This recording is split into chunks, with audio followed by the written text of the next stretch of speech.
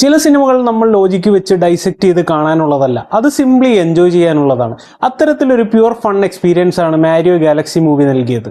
സ്റ്റോറിയുടെ കാര്യം പറഞ്ഞാലോ, usual story line തന്നെ. ഹീറോയുടെ journey, survival setup, predictable moments, നമ്മൾ ഇതുവരെ കാണാത്തത് ഒന്നും തന്നെ ഇതിന്റെ സ്റ്റോറിയിലില്ല. ഇനി വിഷ്വൽസിന്റെ കാര്യം പറഞ്ഞാലോ, സംതിങ് നെവർ സീൻ ബിഫോർ എന്നൊരു ഫീൽ എവിടെയും സിനിമ നൽകുന്നില്ല. സ്റ്റിൽ ഈ സിനിമ വളരെ എൻജോയബിൾ ആണ്. കാരണം കിഡ്സിന് മുതൽ അഡൾട്ട്സിന് വരെ ഒരുപോലെ എൻജോയ് ചെയ്യാൻ പറ്റിയ ധാരാളം ഫണ്ണി മൊമെന്റ്സ് ഈ സിനിമയിലുണ്ട്. ഈ സിനിമ തിയേറ്ററിൽ എക്സ്പീരിയൻസ് ചെയ്യുമ്പോൾ ഒരു റിയൽ ഫൺ എക്സ്പീരിയൻസ് കിട്ടും. കാരണം ആക്ഷൻ സീക്വൻസും ഗാലക്സി വിഷ്വൽസും ഒക്കെ വളരെ ഇമ്മേഴ്സീവ് ഫീൽ നൽകുന്നുണ്ട്. ഈ സിനിമയിൽ ഇൻട്രൊഡ്യൂസ് ചെയ്തിരിക്കുന്ന ചില ന്യൂ ക്യാരക്ടേഴ്സ് ഒരു ഫ്രഷ് ഫീൽ നൽകുന്നുണ്ട്. അതുപോലെ തന്നെ നിന്റൻഡോയിൽ നിന്നുള്ള ചില ക്യാമിയോ അപ്പിയറൻസുകൾ നമുക്ക് സർപ്രൈസ് ആണ്. ഇവയൊക്കെയും സ്റ്റോറി ലൈനെ അഫക്ട് ചെയ്യാതെ തന്നെ മുമ്പോട്ട് കൊണ്ടുപോകുന്നുണ്ട്. ആൻഡ് മോസ്റ്റ് ഇമ്പോർട്ടൻ്റ്ലി ഗെയിമിംഗ് റെഫറൻസുകൾ. ചെറുപ്പത്തിൽ മാരിയോ ഗെയിം കളിച്ചിട്ടുള്ളവർക്ക് നൊസ്റ്റാൾജിക് ട്രിപ്പാണ് ഈ സിനിമ നൽകുന്നത്.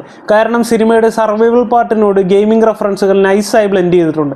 ജസ്റ്റ് റാൻഡം റെഫറൻസുകളല്ല, സ്റ്റോറിയോട് ഓർഗാനിക്കലി ഫിറ്റ് ചെയ്യുന്നതാണ് നമുക്ക് കാണാൻ പറ്റുക.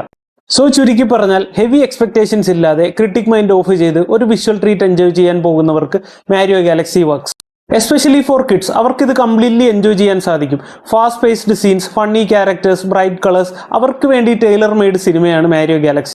ഒരു മാസ്റ്റർ പീസ് അല്ല, but definitely a satisfying popcorn time pass film. So mind free ആക്കി ഒരു ഫൺ റൈഡ് എൻജോയ് ചെയ്യണമെങ്കിൽ definitely you can choose this movie. Follow for more reviews. Let's binge bite and bone.